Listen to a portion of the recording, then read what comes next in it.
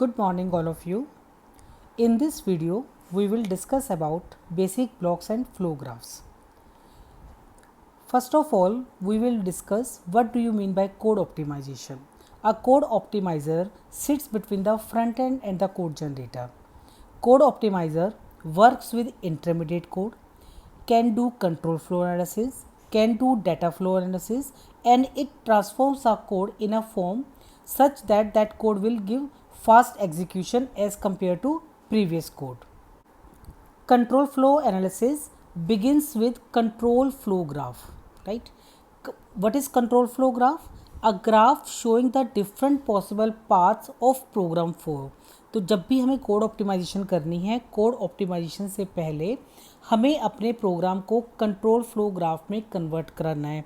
Control flow graph क्या? एक graph जो आपके पूरे प्रोग्राम में किस तरह से फ्लो हो रहा है, किस तरह से एग्जीक्यूशन हो रही है, उसका पूरा ग्राफ दिखाता है. CFG is constructed by dividing the code into basic blocks. तो जब हमें अपने ग्राफ का बेसिक फ्लो बनाना है, फ्लो दिखाना है, उसके लिए हमें अपने प्रोग्राम को बेसिक ब्लॉक्स में कन्वर्ट करना है.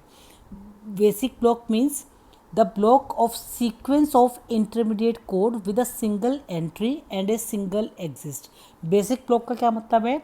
सारी sequence of instructions, ठीक है, such that आपके ब्लॉक में एक एंट्री पॉइंट है और एक ही एग्जिट पॉइंट है. आपकी अपनी सीक्वेंस इंस्ट्रक्शंस को इस तरह से कन्वर्ट करना है बेसिक ब्लॉक्स में जिसका एक एंट्री पॉइंट है और एक ही एग्जिट पॉइंट है. Control flow graphs show control flow among basic blocks. आपके प्रोग्राम को जब आप बेसिक ब्लॉक्स में कन्वर्ट कर दोगे तो वहाँ पर मल्टीपल बेसिक ब्लॉक्स बन जाएंगे. तो बेसिक मल्टी ब्लॉक्स बनने के बाद आपको ये पता चलेगा कि एक ब्लॉक से दूसरे ब्लॉक पे किस तरह से जाना है, फिर किस ब्लॉक से किस ब्लॉक में एंट्री करनी है. This will show the control of flow among the different blocks. Optimization is done on this basic blocks. जब आपका प्रोग्राम बेसिक ब्लॉक्स में कन्वर्ट हो जाएगा then we will do different type of optimizations on this blocks. First of all, we will understand what is a basic block. Basic block is a set of statements that always execute in a sequence one after the another. इसका मतलब है कि अगर आपने एक block बनाया है, suppose B1, इस B1 में आपके पास इंस्ट्रक्शन है S1, S2, S3, तो ये सारी की सारी इंस्ट्रक्शंस एक ही ऑर्डर में, एक ही सीक्वेंस में एग्जीक्यूट होंगी. पहले S1, फिर S2, S3. The characteristics of basic blocks are they do not contain any kind of jump statement in them. किसी भी ब्लॉक में किसी भी तरह की कोई भी जंप स्टेटमेंट नहीं होती. There is no jump statement in any block. Second, there is no possibility of branching or getting halt in the middle. अगर आप कहते हो कि आपने यहाँ पर लिखा है S2 is equal to go to, S2 is equal to go to suppose L1, तो इसका मतलब है कि यहाँ से आप जंप कर रहे हो. अगर ये गो टू जंप बीच में है इसका मतलब ये ब्लॉक सही नहीं है. All the statements execute in the same order that they appear. जिस ऑर्डर में आप ब्लॉक के अंदर इंस्ट्रक्शंस लिखोगे सारे इंस्ट्रक्शंस उसी ऑर्डर में एग्जीक्यूट होंगी. They do not lose the flow of control of the programme.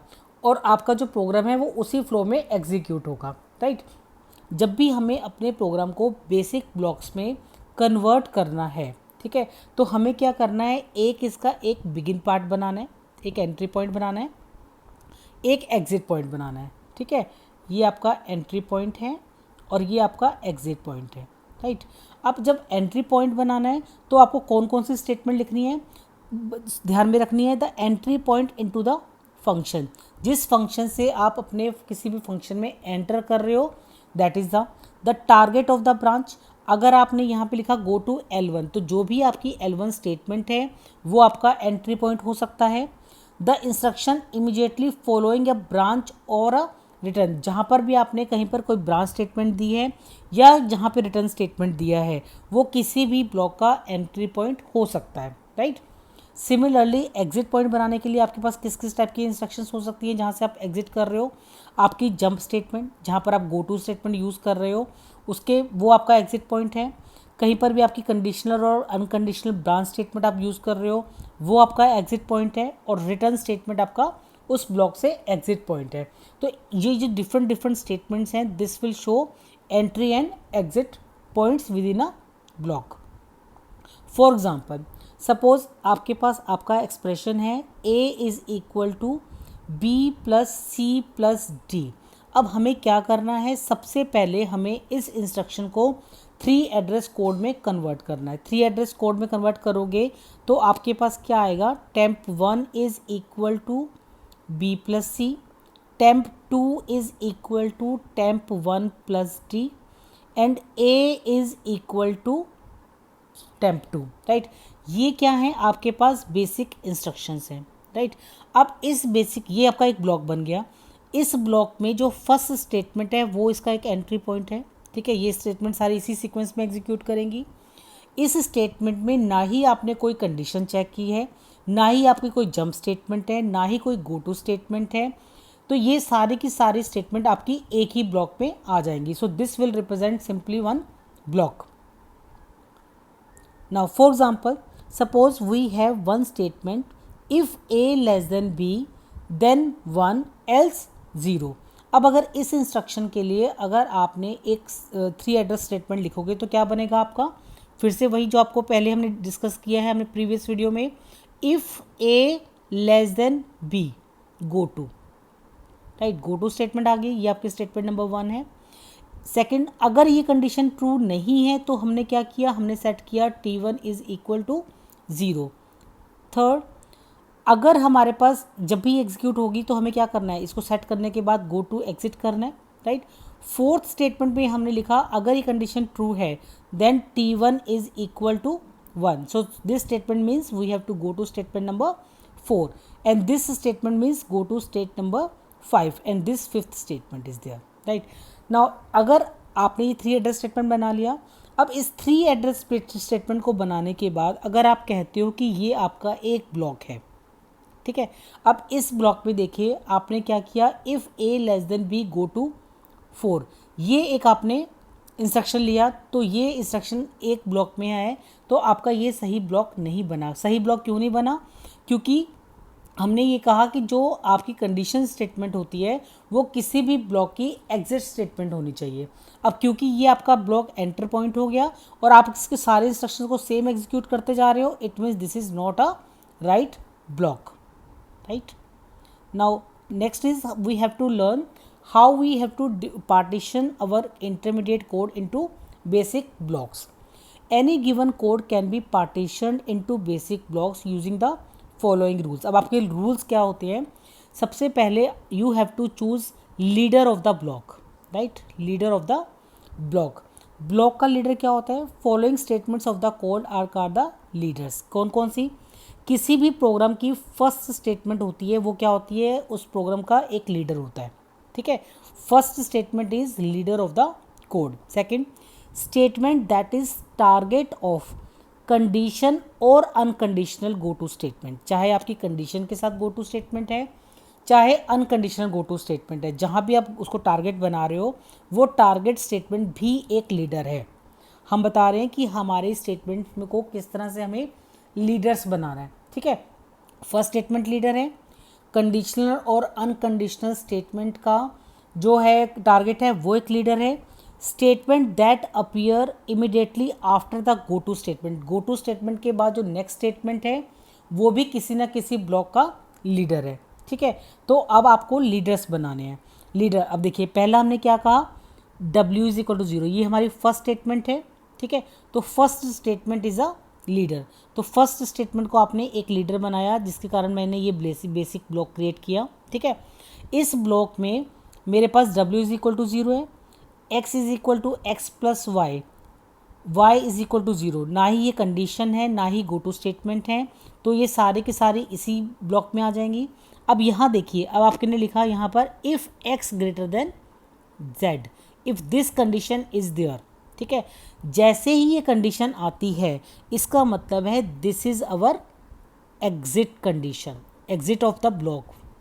हमने क्या किया, एंट्री ऑफ ब्लॉक किया था और एग्जिट ऑफ द ब्लॉक किया था, तो इसका मतलब है ये स्टेटमेंट ने इस पूरे ब्लॉक को एग्जिट कर दिया, तो आपका पहला ये क्या बना, एक ब्लॉक बन गया, ठीक है। अब नेक्स्ट देखिए, y is equal to x, x plus plus, ये तो आपका ऑलरेडी एक ब्लॉक दिखा रहा है, तो हमने आपका एक ये ब्लॉक बना लिया। नेक्स्ट देखिए एल्स में y is equal to z और z प्लस प्लस, ये भी क्या है आपका एक ब्लॉक बन गया एल्स पार्ट का। And w is equal to x plus z, ये भी आपका क्या बन गया, एक ब्लॉक बन गया। तो इस प्रोग्राम में जितने भी आपने यूज़ किए हैं कंडीशनल और गो टू स्टेटमेंट्स, उसके कॉरस्पॉन्डिंग आपने डिफरेंट ब्लॉक्स बना लिए। Second rule, determining basic blocks, all the statements that follow the leader till the next leader appear from the basic block. आपने एक स्टेटमेंट का, पहले स्टेटमेंट को लीडर बनाया, बाकी सारी स्टेटमेंट्स एक के बाद एक उसी ब्लॉक में आएंगी जब तक कि आपको नेक्स्ट कोई लीडर स्टेटमेंट नहीं मिल जाती। जैसे ही नेक्स्ट लीडर स्टेटमेंट मिल जाएगी तो इसका मतलब है पहले ब्लॉक का आपका एंड हो गया, right. The first statement of the code is called the first leader, the block containing the first leader is called the initial block. और जिस ब्लॉक में जितने भी आपके ब्लॉक बने हैं, जिस ब्लॉक में आपके प्रोग्राम की फर्स्ट स्टेटमेंट है, that will known as initial block. इसका मतलब है इस एग्जांपल में ये जो ब्लॉक है that is our initial block, ठीक है। तो इसका मतलब है कि हमें सबसे पहले अपने पूरे प्रोग्राम को 3 एड्रेस कोड में कन्वर्ट करना है, उसके बाद अपने प्रोग्राम को बेसिक ब्लॉक्स में डिवाइड करना है। बेसिक ब्लॉक में डिवाइड करने का क्या मतलब है, हमें लीडर्स फाइंड आउट करने हैं। मैंने क्या बताया कि first statement of the code is the lead, जो भी आपका पूरा प्रोग्राम है उसकी पहली स्टेटमेंट लीडर है। कंडीशनल और अनकंडीशनल जंप का जो भी टारगेट स्टेटमेंट है वो एक लीडर है, और जो भी गो टू स्टेटमेंट के इमीडिएटली बाद स्टेटमेंट आती है वो एक लीडर है, ठीक है। जैसे ही आप कोई लीडर फाइंड आउट करेंगे उसके बाद सारी सीक्वेंस ऑफ इंस्ट्रक्शंस उसी ब्लॉक में आएंगी जब तक कि आपको नेक्स्ट लीडर नहीं मिल जाता। तो पहली चीज़ आप लोगों को you have to learn all the leaders, how we have to find different leaders in our statements, right? Now next, once you are finding all the basic blocks of your program, after that we have to find out the flow graph. What is flow graph? A flow graph is a directed graph with flow control informed added to the basic block. जितने भी basic blocks बनाए हैं, अब इन basic blocks को आपको directed edges से connect करना है, ठीक है। तो जो आपको कनेक्ट करने के बाद जो आपका डायग्राम बनेगा that is represents your flow graph. The basic block serve as the nodes of the flow graph. आपके फ्लो ग्राफ के नोट्स कौन से होंगे, जो आपने डिफरेंट ब्लॉक्स बनाए हैं, right. There is a directed edge from block B1 to block B2 if B2 appears immediately after B1 in the code, ठीक है। B1 अगर कोई भी आपका ब्लॉक B2 है वो B1 के इमिडिएटली बाद आ रहा है, इट मीन्स वो उसके वहाँ से डायरेक्टेड एज आ जाएगी, राइट। फॉर एग्जांपल आपने ये ब्लॉक्स बनाए थे, अब इस ब्लॉक्स को अगर मैं एक नाम देती हूँ, सपोज ये मेरा B1 ब्लॉक है, ये मेरा B2 ब्लॉक है, ये मेरा B3 ब्लॉक है और ये मेरा B4 ब्लॉक है। अब मुझे इसका अगर फ्लो ग्राफ बनाना है, ठीक है, तो मुझे फ्लो ग्राफ कैसे बनाना है कि सपोज करो ये मेरा एक B1 है, ठीक है।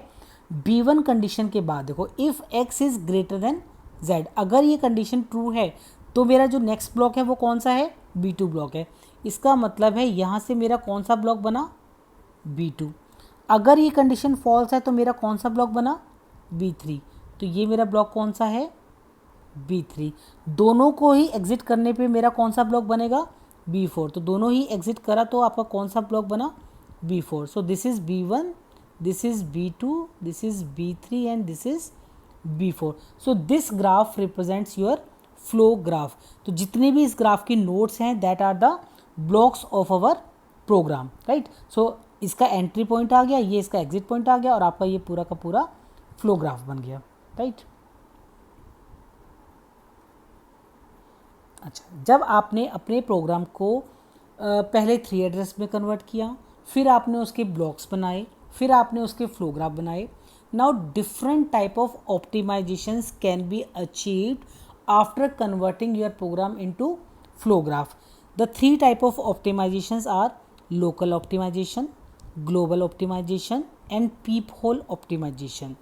लोकल ऑप्टिमाइजेशन का क्या मतलब है, वो ऑप्टिमाइजेशन जो हर ब्लॉक पे इंडिविजुअली हम अचीव करते हैं, हर एक ब्लॉक की अलग अलग ऑप्टिमाइजेशन जो हम कर रहे हैं that is known as local optimization. Apply to basic block in isolation, आपने डिफरेंट डिफरेंट ब्लॉक्स को कनेक्ट नहीं करना, आपने हर एक ब्लॉक को अलग अलग ऑप्टिमाइज करना है, that is known as local optimisation.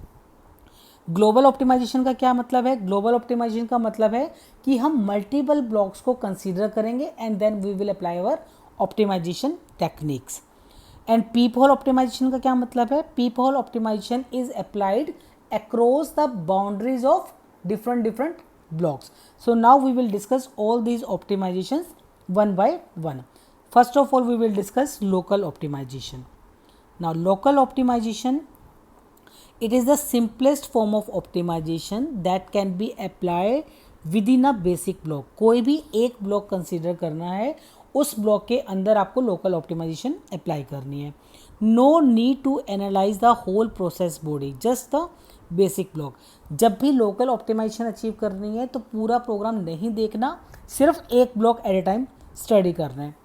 The local optimization technique includes, now different type of techniques we will discuss here: constant folding, constant propagation, algebraic simplification and reassociation, operator strength reduction, copy propagation and dead code elimination. First is constant folding. Constant folding means evaluation of expressions at compile time whose operands are known to be constants. अगर कोई expression ऐसा है जिसके जो operands हैं वो directly constant values हैं, for example अगर आप लिखते हैं a इज़ इक्वल टू 2 + 3 × 5, ठीक है, तो ये एक्सप्रेशन है, इसको हमें जो कांस्टेंट फोल्डिंग में है कंपाइलर क्या करेगा, इसे कंपाइल टाइम पर ही इवेल्यूएट करेगा। इवेल्यूएट करने का क्या मतलब है, इसकी वैल्यू क्या आ जाएगी, 5 × 3 15 + 2 17, then this value is calculated at compile time only, thus the replace the expression with its value. वो पूरे प्रोग्राम में इस वैल्यू को कंप्यूट करके इस एक्सप्रेशन को रिप्लेस कर किससे कर देगा, इसकी वैल्यू से। तो ये काम कंपाइल टाइम पे हो जाएगा, so it saves our execution time. This is known as constant folding. Next, constant propagation. If variable is assigned a constant value, then subsequent use of that variable can be replaced by the constant. अगर किसी variable की कोई value आप assign हो चुकी है तो instead of using that variable compiler will replace that variable with that constant value. For example, temp is equal to 0 and f0 is equal to temp4, then compiler, temp4 is 0 only, so compiler will substitute f0 is equal to 0 only directly, because temp4 बार बार एक variable है जिसे constant value मिल चुकी है, तो compiler compile time पे ही इस variable को इसकी वैल्यू से रिप्लेस कर देगा.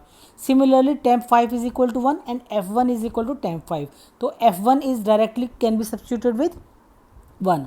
temp6 is equal to 2, I is equal to temp6, so I is replaced by 2 only. Now these substitutions are done by the compiler at compilation time, so again this saves time and this is known as constant propagation. Next, algebraic simplification and reassociation. Suppose we have one example, b is equal to a plus 5 plus a plus 10. Now what the compiler will do, compiler just simplify this algebraic expression. simplify करने का क्या मतलब हुआ, simplify करने का मतलब है कि suppose वो यूज़ कर रहा है इस एक्सप्रेशन में temp is temporary variable use कर रहा है, temp is equal to 5 and temp1, then b is equal to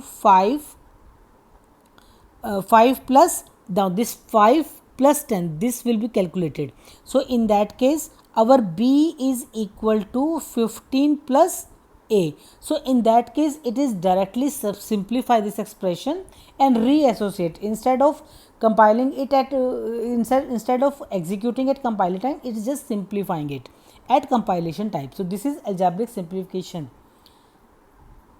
Next, operator strength reduction. For example, suppose we have I multiply by 2 or 2 multiply by I, so it means you are just multiplying I by I. So instead of using this multiplication operation, compiler will reduce the strength of operation. Compiler will replace this expression with I plus I. Similarly, I divide by 2. Now division operation is replaced by multiplication, so in that case divide by 2 is multiplication bye 0.5. I 0 minus I is equal to minus I. So just replace this expression with minus I.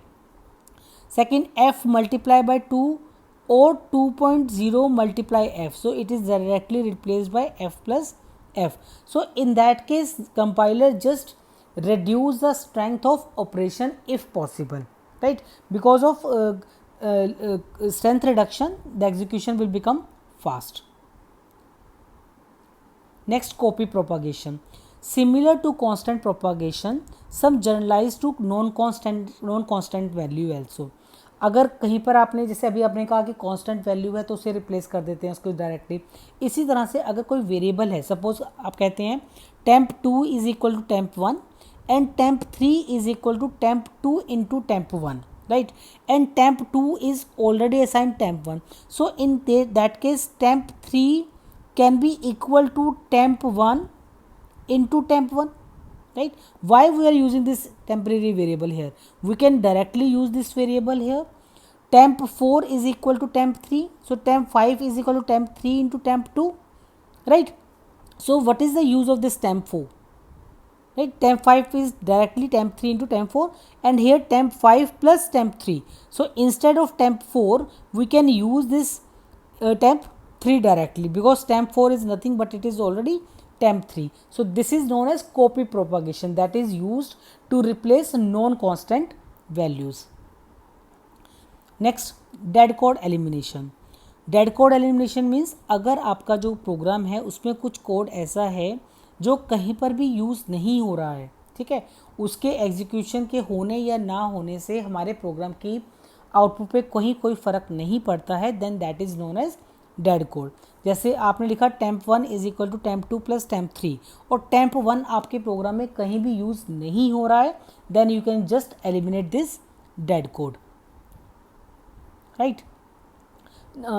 Now we discuss different type of local code optimization.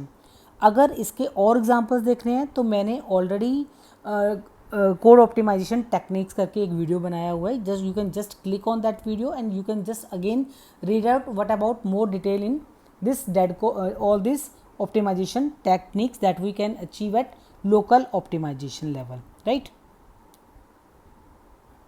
Next type of optimization is global optimization.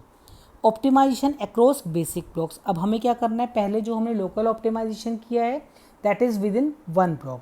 अब जब हम global optimization करेंगे that is among multiple blocks. Data flow analysis is done to perform optimization across basic blocks. अब हम इसके लिए हम क्या करेंगे, इसके लिए हम डाटा फ्लो एनालिसिस करेंगे ताकि हम मल्टीपल ब्लॉक्स में ऑप्टिमाइजेशन कर सकें. Each block is done in a flow graph of the program. पहले हम फिर से अपने प्रोग्राम का फ्लोग्राफ बनाएंगे. जितनी भी हमने ऑप्टिमाइजेशन टेक्निक्स अभी पढ़ी हैं उन सबको हम एक्सटेंड करेंगे at control flow graph level, right. For example जैसे अगर हमारे पास मल्टीपल ब्लॉक्स हैं, इसमें देखिए a is equal to b plus c, B2 block में है, और B3 में हमारे पास b is equal to 7 and d is equal to b plus c. Now you can see these two are parallel block, B2 and B3. From B1 either you are going to B2 or you are going to B3, and in both the blocks there is one statement, A is equal to B plus C, and here D is equal to B plus C. So what we are doing here we are writing T is equal to B plus C and A is equal to T. Here again I am writing b is equal to 7, t is equal to b plus c and d is equal to t. So you are just computing the result of b plus c in some temporary variable, because in this B4 block again there is a computation e is equal to b plus c. So this b plus c is computed 3 times in different blocks. So now in B4 block we are replacing this with e is equal to t. This is how we are achieving global optimization among multiple blocks. Next, peephole optimization. Optimization techniques that operates on the target code. जब आपका target code मतलब आपका main code बन चुका है, जो आपके machine dependent code बन चुका है, हमें वहाँ ऑप्टिमाइजेशन को अचीव करना है, then that is peephole optimisation. Considering few instructions at a time. अभी हमने क्या किया था, अपने प्रोग्राम को ब्लॉक्स में डिवाइड किया था. अब यहाँ पर ब्लॉक्स में नहीं है, ये आपके प्रोग्राम की फ्यू इंस्ट्रक्शंस को एट टाइम कंसीडर करता है.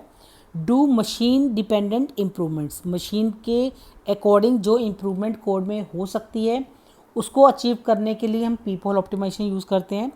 पीप्स इनटू अ सिंगल और a sequence of 2 or 3 instructions and replace it by most efficient alternatives. ठीक है, ज़्यादा इंस्ट्रक्शंस को यूज़ नहीं करता, एट ए टाइम 2 या 3 इंस्ट्रक्शंस को कंसीडर करके मशीन डिपेंडेंट जो भी बेस्ट ऑप्टिमाइजेशन हो सकती है उसे अचीव करता है. Now different type of optimization techniques achieved using peephole optimization are redundant instruction elimination, flow of control optimization, algebraic simplification, and use of machine idioms. For example, suppose elimination of redundant loads and store. आपके पास जो आपका machine level programme है वहाँ पर आपने एक instruction किया use load AR1. इसका क्या मतलब है? इसका मतलब है कि ए की वैल्यू को R1 रजिस्टर में स्टोर करो. ठीक है, स्टोर A इंटू R1. और दूसरा आप कह रहे हो स्टोर R1 इंटू A. देखो यहाँ पर आपने A को R1 रजिस्टर में स्टोर किया और यहाँ पर आपने R1 रजिस्टर की जो भी कंटेंट्स हैं वो आपने A में स्टोर किया. ठीक है, तो just you are changing the content of A into register R1 और register R1 into A. So this is some redundant load and store that we can eliminate it by one instruction only, right? Next, flow of control optimization. Flow of control में क्या किया, जैसे आपने यहाँ पे लिखा go to L1 statement. L1 statement में आप लिखते हैं यहाँ पर go to L2 statement. So in that case this overall is replaced by go to L2 only. ठीक है, we are not using this indirect control of, we were just using this direct control. So this is flow of control optimization. Next, algebraic simplification. इसमें भी क्या है कि suppose आपके पास x is equal to x plus zero है, तो why you are adding this zero, x can be x only. Similarly if you are multiplying x with 1, so there is no need for multiplication, so such type of statements can be eliminated from your machine level code. x2 can be replaced by x star x. अब आप देखो x में आपने क्या लिखा, x into x. आपके पास statement थी यहाँ पर एक्स स्क्वायर. अब एक्स स्क्वायर को आपने रिप्लेस कर दिया x बाय एक्स, तो यहाँ आपने एक्सपोनेंशियल ऑपरेशन यूज़ किया था, यहाँ मल्टीप्लिकेशन ऑपरेशन यूज़ किया. It means now we are reducing the strength of exponential operation. Similarly floating point division by a constant can be replaced by a multiplication और by a constant. For example आप कहते हैं कि f is divided by 2, so this division can be replaced by f into 0.5. So such type of algebraic simplification or strength reduction in operations can be achieved at machine level. Next, use of machine idioms. In this, make use of architectural techniques. Some machines have auto increment and auto decrement statements. If you want to do x is equal to x plus 1 or you want to do x is equal to x minus 1, then there are some instructions that are there in the machine only. So instead of using these instructions, just use that machine instructions so that the execution can be fast. So this is all about our peep hole optimization that is achieved at machine level. So in this video we discuss about 3 type of optimization: local optimization, global optimization, and peep hole optimization. For local optimization, we discuss different type of techniques that we can achieve to optimize our code. If you want to know more about each and every technique, you can visit my video code optimization, right? Do all these questions one by one. This is very important part in our compiler design course, right? If you have any doubt regarding optimization techniques, please just mail me or you can ask your doubts. Thank you.